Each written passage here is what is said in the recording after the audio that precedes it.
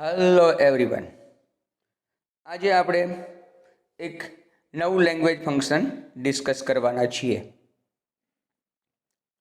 તો આજનું જે આપણું લેંગ્વેજ ફંક્શન છે એને સમજતા પહેલાં આપણે થોડાક વાક્યો જે રોજબરોજની લાઈફની અંદર બોલીએ છીએ એવા વાક્યો તરફ નજર કરીએ. રસોઈ થઈ ગઈ, ખબર નહીં ચોપડી ક્યાં મુકાઈ ગઈ, આજનું હોમવર્ક તો થઈ ગયું, નાસ્તો ખવાઈ જશે. આવા બધા વાક્યો આપણે બોલતા હોઈએ છીએ. શું હશે આ બધા વાક્યો? આવા તો કેટલાય વાક્યો બોલીએ છીએ. તો આ બધાનું મહત્ત્વ શું છે? તો યાદ રાખો, આ જે વાક્યો છે એને આપણે જો ફંક્શન તરીકે ઓળખીએ તો એને આપણે આ નામથી ઓળખશું. Yes, doer not important. તો અહીંયા જે વાક્યનો અભ્યાસ કરવાનો છે એ આ જ પ્રકારના વાક્યો છે. તો તમને એમ થયું હશે કે આવા વાક્યો તો આ તો પેસિવ વાક્ય છે. હા, એક વાત કરી દઉં, આ વાક્યો તરફ તમે નજર કરો અને બીજા વાક્યો યાદ આવે તો આ વાતને જરા સાંભળી લો કે પેસિવ અને એક્ટિવ એ આપણે 9મા ધોરણથી ભણીએ છીએ. એક્ટિવનું પેસિવ કરવું તો ઘણા વિદ્યાર્થીઓને એમ થાય કે શા માટે કરવું ભાઈ, એક્ટિવમાં બોલીએ તો પેસિવ કરાવો શું કામ અમને? આવું થાય ને? હા, જો ઘણા હા પાડે છે. તો સાંભળો, એવું થવાનું કારણ એવું નથી કે તમને હેરાન કરવા, પરંતુ ઘણા વાક્યો એવા હોય છે કે જેની અંદર ક્રિયા જ મહત્વની હોય છે. તો એટલા માટે થઈ અને એવા વાક્યો પેસિવમાં બોલાતા હોય છે. જો આ બધા વાક્યો છે એમાં તમે કોઈ એનો કરતા નહીં બોલો કે મારા મમ્મીએ રસોઈ કરી લીધી છે, કે મારા ભાઈથી ચોપડી ક્યાં મુકાઈ ગઈ છે ખબર નહીં. તો એ વસ્તુ નથી કે જ્યારે એમાં કોઈ કરતા ખ્યાલ ન હોય અથવા તો કરતા જે ક્રિયાનો છે એને બોલવાની જરૂર જ ના હોય, એ સામેવાળાને ખ્યાલ જ હોય. તો એવા વાક્યોને આપણે પેસિવ તરીકે બોલીએ છીએ અને એને લેંગ્વેજ ફંક્શન તરીકે આપણે ડુઅર નોટ ઇમ્પોર્ટન્ટ તરીકે ઓળખીએ છીએ. ચાલો એનો વિગતે અભ્યાસ કરીએ. પેસિવ વોઇસની વાત કરીએ. મેં તમને હમણાં જેમ કીધું એમ કે જ્યારે વાક્યમાં ફક્ત જે તે ક્રિયા એટલે કે ક્રિયાપદ જ મહત્વ ધરાવતું હોય એવા વાક્યને આપણે ડુઅર નોટ ઇમ્પોર્ટન્ટ તરીકે ઓળખીએ છીએ. ખ્યાલ આવી ગયો હવે? હા, હવે ખ્યાલ આવી જ ગયો હશે. હવે અહીંયા આપણે વાક્યને યાદ રાખવા માટે, પરીક્ષા માટે કે વાક્યને કન્સ્ટ્રક્ટ કરતી વખતે એક જ વસ્તુ યાદ રાખવાની છે. એ છે two be plus past participle, એટલે કે જેને પાસ્ટ પાર્ટિસિપલને તમે V3 તરીકે ઓળખો છો. ક્રિયાપદનું ભૂતકૃદંતનું રૂપ એમ કહો તો પણ ચાલશે. તો એના માટે આ એક જ ગુરુચ આવી ગયા. ઓળખવું હોય તો ટુ બી અને V3 ભેગા છે તો કે હા, તો કે પેસિવ. તો આવું તો અલગ અલગ કાળ આપણે ભણ્યા છીએ. કાળનો આપણી માથે કાળ ભમતો હતો એવું તમને લાગતું હશે, પણ અહીંયા સહેલી રીતે તમને કહું, ખાસ કરીને તમને આઈડેન્ટિફાઈ ફંક્શનની અંદર આ વસ્તુ મદદરૂપ થશે. તો યાદ રાખો, એમ ઇઝ આર પ્લસ V3 એટલે કે પાસ્ટ પાર્ટિસિપલ હોય, વોઝ વેર પ્લસ V3 હોય, શાલ ને વિલ છે એ પાછા અલગ છે, એ મોડેલ ઓક્ઝિલરી પણ કહેવાય. શાલ વિલ પણ મોડેલ ઓક્ઝિલરી છે, પણ તોય છતાં મેં તમને સમજાઈ જાય એટલે મને શાલ વિલ અને મોડેલ ઓક્ઝિલરી. તો એ ક્યાં હશે? હા, યાદ આવી જ ગયું. 11th-12thના સ્ટુડન્ટ છે ને કેન ને મે ને શૂડ ને મસ્ટ ને આ બધા આપણા મોડેલ ઓક્ઝિલરી છે, એટલે મેં ટૂંકમાં એને MA તરીકે લખ્યું છે. તો એ બધા આવે તો એના ભેગું ટુ બી, તો એના ભેગું ટુ બી તરીકે બી આવે.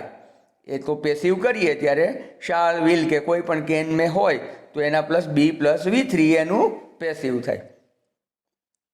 હવે ચાલુ કાળ, તો એમાં તો એમ ઇઝ આર હોય જ ભેગેથી જ, કારણ કે એમ ઇઝ આર પ્લસ VING એ ચાલુ કાળ છે. તો આપણે નવા નહીં લખવાના. ઘણા ગણિતના હોશિયારી એમ કે એમનો સ્ક્વેર કરી નાખીએ ને ઇઝનો સ્ક્વેર કરી નાખીએ ને, નહીં, એવું નહીં કરવાનું. ત્યાં બિંગ મૂકવાનું. હવે બિંગ તો ઓને લાગેલું જ હોય ને ક્રિયાપદને. આઈ એમ પ્લેઇંગ, તો પછી એને પ્લેઇંગ ડ તો ન થાય. કે પ્લેડિંગ એવું તો ન થાય, એટલે V3 તો કરવું જ પડે, નહીતર તો પેસિવ હાલે નહીં, ડુ ઓર નોટ ઇમ્પોર્ટન્ટ ચાલે નહીં, એને તો ભાઈ V3 તો જોઈએ જ, ત્યાં સુધી તો વાક્ય ન બને. તો ઓલાવને આઈએનજી જોઈએ, તો બી છે ને એ બિચારો આઈએનજીને સાચવી લે કે ચાલો ભાઈ હું બિંગ બની જાઉં, અને એટલે પેસિવનું કન્સ્ટ્રક્શન બની જાય એમ is are plus being plus V3. એ જ રીતે ચાલુ ભૂતકાળની અંદર was were plus being plus V3, અને પૂર્ણકાળ હોય તો એમાં તો V3 પહેલેથી હોય. દરેક પૂર્ણકાળ હોય એમાં ક્રિયાપદનું ભૂતપૂર્વનું રૂપ તો હોવાનું જ, પછી પૂર્ણ વર્તમાન કાળ હોય, પૂર્ણ ભૂતકાળ હોય કે પૂર્ણ ભવિષ્યકાળ હોય. હેવ એઝ આવે એટલે V3 આવે, તો ડબલ V3 તો હાલે નહીં, V3 નો સ્ક્વેર. એટલે બી છે એમ કે લાવો એક ભૂતકૃદંત હું સાચવું. જો બી કેટલી કામની વસ્તુ છે, અહીંયા એનજી પણ સાચવી લે ને, અને અહીંયા ભૂતકૃદંતને પણ સાચવી લીધું, એટલે હેવ વાળું વાક્ય પેસિવ હોય તો એમાં શું હોય, બીન તો આવે છે. એક્ઝામ્પલ થોડા જોઈ લઈએ, એની ઉપર નજર નાખી લઈએ. Breakfast is taken early by me. Window was broken. Homework will be done in time. Movie is being watched. When she came assignment was being written. Movie is being watched એટલે કોઈ કેમ આપણને કે શું ચાલે, બસ જો ફિલ્મ જોવાય છે, મતલબ કે ક્રિયા ચાલુ છે. તમે એમ નથી કહેતા કે હું ફિલ્મ જોઈ રહ્યો છું, એવું નહીં બોલે, એમ કે બસ પિક્ચર જોવાય છે. કોના દ્વારા? આપણા દ્વારા. એમ અહીંયા આપણે એને પેસિવ ફોર્મમાં લીધું છે, ડુઅર નોટ ઇમ્પોર્ટન્ટ ફોર્મની અંદર. વેન શી કેમ તે આવી, અસાઇનમેન્ટ વોઝ બીંગ રિટન ત્યારે લખાતું હતું અસાઇનમેન્ટ, અહીંયા આવી ને ત્યારે અસાઇનમેન્ટ લખાતું હતું. તો આ વાક્ય ચાલુ ભૂતકાળનું પેસિવ છે. હોમવર્ક હેઝ બીન કમ્પ્લીટેડ, આ પૂર્ણકાળનું આવ્યું. મેં દરેક કાળના વાક્યોના અહીંયા પેસિવના એક્ઝામ્પલ તરીકે લીધેલા છે. Dinner had been finished when they came. Tree should be ગ્રોવન.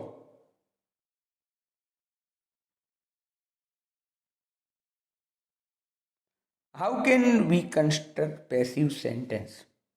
અહીંયા તમને સાવ સાદી રીતથી, આમ તો 11-12ના વિદ્યાર્થીઓને ખ્યાલ જ હોય, પણ છતાંય મગજમાંથી નીકળી ગયું હોય, તો આ જેમ 8મા વર્ગને શીખવાડીએ એ રીતે હું તમને એકદમ સિમ્પલ રીતે શીખવાડવાનો પ્રયત્ન કરું છું.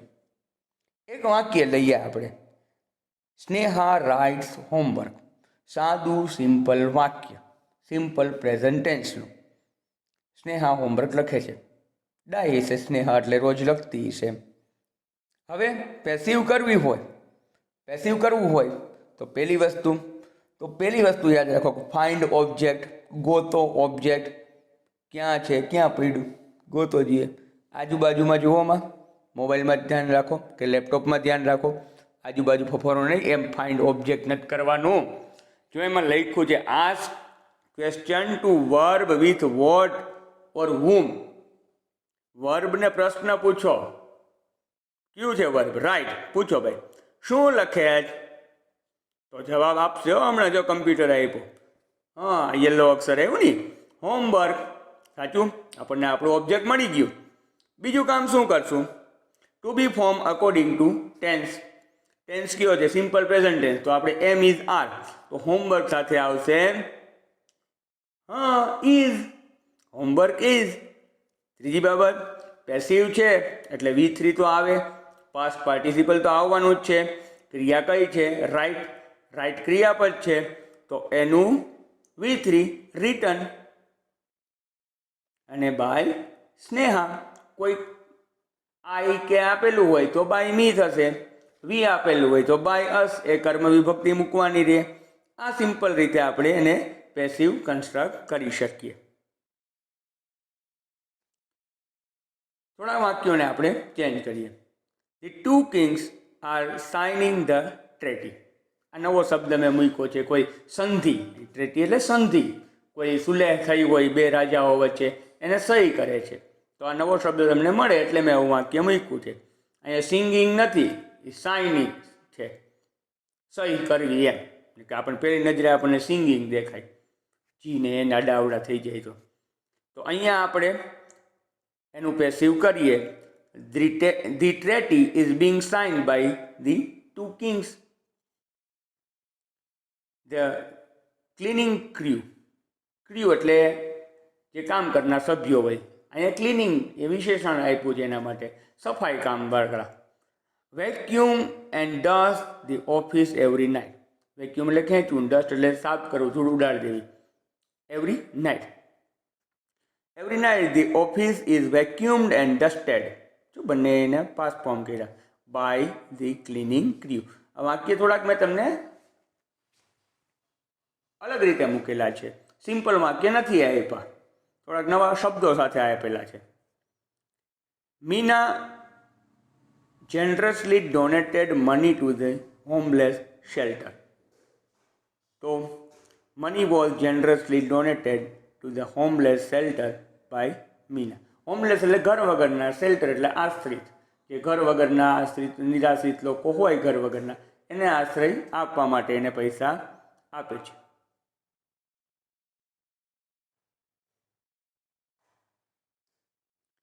The primary auxiliary was do or does અથવા તો did નો ઉપયોગ પેસિવ ફોર્મમાં થતો નથી. ડુ, ડઝ, ડીડ એમાં આવે નહીં. જોઈએ પછીની બાબત, the verbs has, have, had, will, shall, can, may, આ બધામાં કોઈ પણ પ્રકારનો ફેર પડતો નથી. એ તો આવશે, આ ડુ, ડઝ ને ડીડ જ નીકળી જાય, આ બધા તો આવે છે. જોઈએ વાક્ય, ડીડ શી રેકોગ્નાઇઝ યુ. તો અહીંયા પાસ્ટ ફોર્મનું હતું એટલે આ ડીડ નીકળી ગયું ને ત્યાં ટુ બી ફોર્મ વર આવી ગયું. Were you recognized by her. Can anybody cure it. Can it be cured. લાગે જરૂર તો બાય એનીબડી મૂકી શકાય. Have you finished work. Has the work. જો અહીંયા યુ હતું એટલે હેવ હતું, પણ આપણે વર્કને આગળ લીધું એટલે હેઝ આવી ગયું. Has the work been finished by you. Have you invited them. અહીંયા ધેમ છે એ કર્મ વિભક્તિમાં હોય, આગળ લીધું એટલે એ ધેય થઈ ગયું, પણ ધેય સાથે હેવ જ આવે એટલે have they been invited by you. Will you help me. Will he be helped by you? What did he say? What was said by him? હવે અહીંયા એક બહુ મજાની વાત છે. વોટવાળું વાક્ય હોય ને તો એમાં કર્મ શું હોય? અરે પ્રશ્ન નથી પૂછતો, શું એ જ કર્મ હોય, કારણ કે વોટ વડે પ્રશ્ન પૂછતા જ કર્મ મળે. એટલે આમાં કર્મ ગોતવા જશો તો એ મળશે નહીં, જે છે એના પ્રશ્નમાં જ છે, વોટમાં. એટલે આપણે વોટને આગળ લઈ લેવાનો. અને આમ પણ એક વસ્તુ યાદ રાખજો કે WH શબ્દ હોય ને, વોટ ને વાય ને આ બધા, એ બધા ટીલું લઈને આવ્યા હોય, એ આગળ જ રીએ, એ કોઈ પાછળ જ ના જાય. એ વોટ ને ઊન બધે મોયલે ગાડે બેઠા હોય, એના કાઠિયાવાડી લેંગ્વેજ, એ બધા આગળ જ બેસે. એટલે એ કર્મ તરીકે ઓમે આગળ આવવાનું હોય ને, ઓમે WH આગળ આવે. તો વોટ વોઝ સેડ બાય હિમ.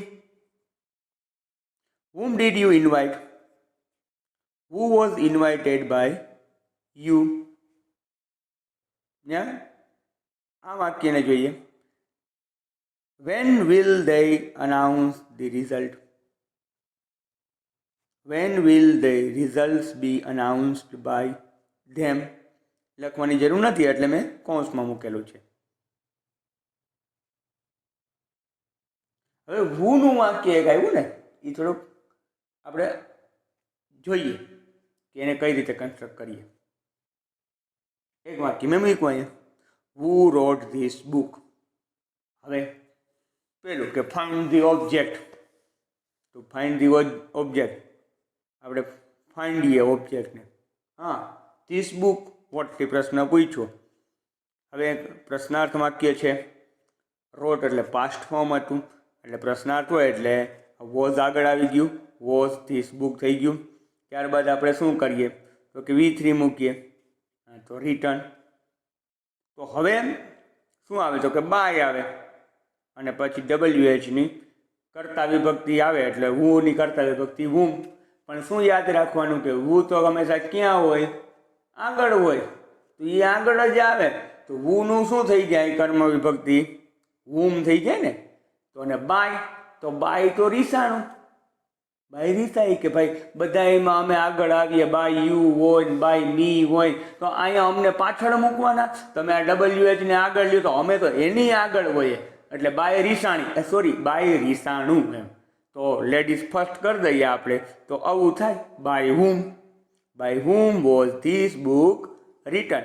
એટલે બધા વાક્યોમાં બાય પછી કર્મ વિભક્તિ પાછળ આવશે, પણ અહીંયા વુ છે એટલે બાય વુમ. અહીંયા BY બાય હો, બાય એમ, લેડીઝ બાય એમને. ચાલો ઇમ્પેરેટિવ સેન્ટેન્સની વાત કરી લઈએ.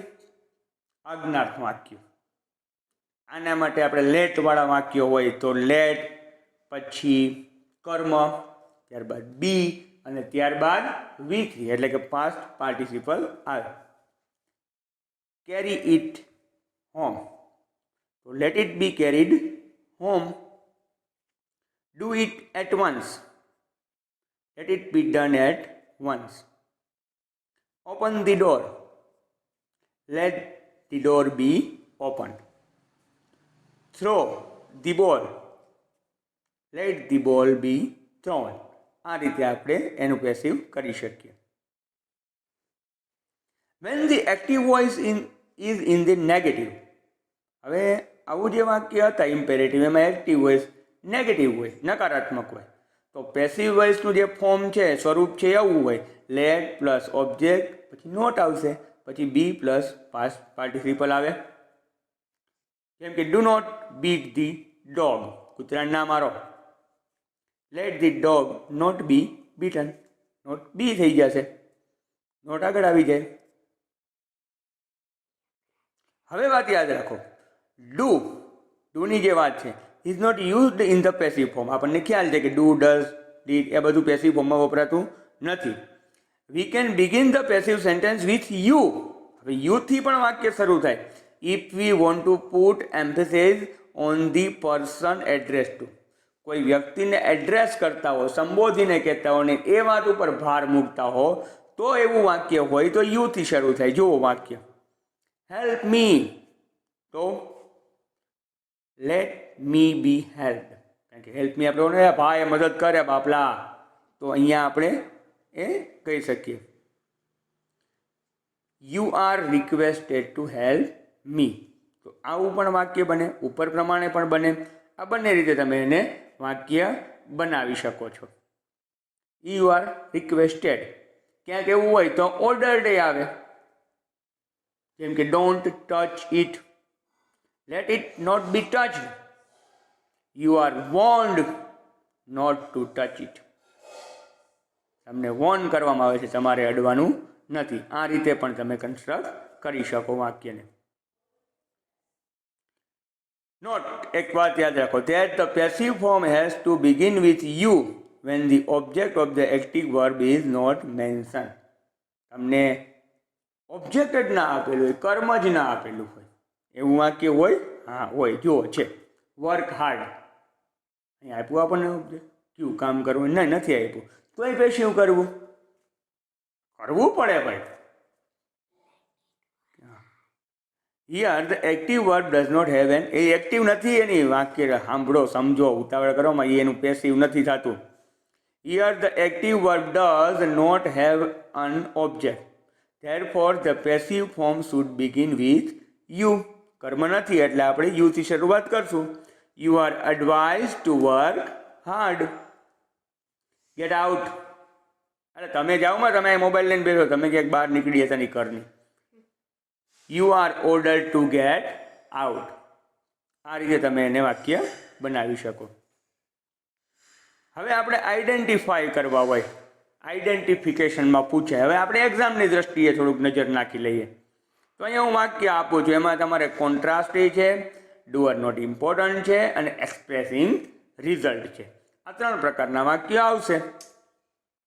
This pen is so costly that I can not buy it. New dress has been bought by Piya. She is dull but she can crack the exam. What was done by you? All work will be finished. This all is affordable. Affordable એટલે પોસાય એવો. Enough to by.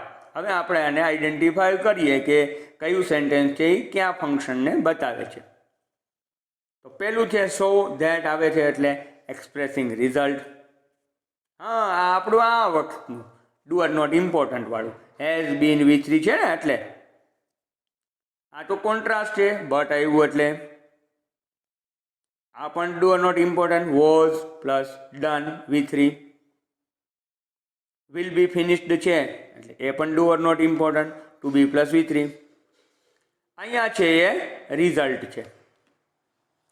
Respond to this સેન્ટેન્સમાં જોઈ લઈએ, એમાં આપણને કદાચ પૂછાય તો. Rajvi, this is very nice movie. Rajvi બેને કીધું. હવે સ્નેહાનો જે આન્સર છે એ આપણે ડુ આર નોટ ઇમ્પોર્ટન્ટથી આપવાનો છે. એવો આન્સર આપવાનો છે કે જેમાં આ ડુ આર નોટ ઇમ્પોર્ટન્ટ આવે. તો આપણે જોઈએ, yes this is very nice. જવાબ તો આપણને સાચા લાગે એવા હોય. ઘણી વાર એમ કે આ જવાબ તો હાલે જ ને, સ્નેહા એમ કહી શકે. પણ આપણે એવું વાક્ય આપવાનું છે કે જેમાં લેંગ્વેજ ફંક્શન કયું વપરાયું હોય, doer not important. Be છે why not, it is directed by James Cameron. No I don't like, it is wonderful movie. તો આપણો આન્સર થશે yes be why not, it is directed by James Cameron. It is directed એટલે is plus directed V3 આવ્યું, two be plus V3 આવ્યું છે એટલે આપણો answer બી આવશે. ડુ એઝ ડિરેક્ટેડમાં આપણને પૂછાય છે આ પ્રશ્ન. તો એક આ રીતે પેરેગ્રાફમાં જ પૂછાશે. એક પેરેગ્રાફ મેં મૂક્યો છે, બીજા આપણે સોલ્વ કરશું. આપણે નહીં, તમે કરશો, પછી હું તમને સમજાવીશ. એક વાક્ય પેલું આપણે જોઈએ ને પછી દરેક વાક્યને જોઈએ આપણે. I never waste my time. I do all my work myself. I have formed good personal habits. I never insult anybody. I welcome other people's point of view. આ બધા એક્ટિવ સેન્ટેન્સ છે. હવે આપણને ડુ એઝ ડિરેક્ટેડમાં પૂછાણું હોય એટલે એક્ઝામમાં આવું લખેલું હોય કે બિગિન લાઈક ધીસ, આવી રીતે શરૂઆત કરો. તો આમ આપેલું છે માય ટાઈમ. હા, અહીંયા પેલા વાક્યને જોઈએ, શું વેસ્ટ થાય, માય ટાઈમ. એટલે આપણને ઓબ્જેક્ટ આગળ આપ્યું છે ઇઝ નેવર. હવે આપણે એને આપણી રીતે પેસિવ ફોર્મમાં બદલવાનું છે. જેટલા બદલતા હોય એને બદલાવાના. ઘણીવાર એક્ઝામમાં આવું વાક્ય હોય પેસિવમાં ના બદલતું હોય તો ધરાર નહીં બદલાવાનું. હો, આપણે જેટલા બદલે એટલા બદલાવાના. અહીંયા તો બધા વાક્યો આપેલા જ છે. જોયું મેં આખું વાક્ય તમને, આખો પેરેગ્રાફ જે આપી દીધેલો છે. My time is never wasted by me. All my work is done myself by me.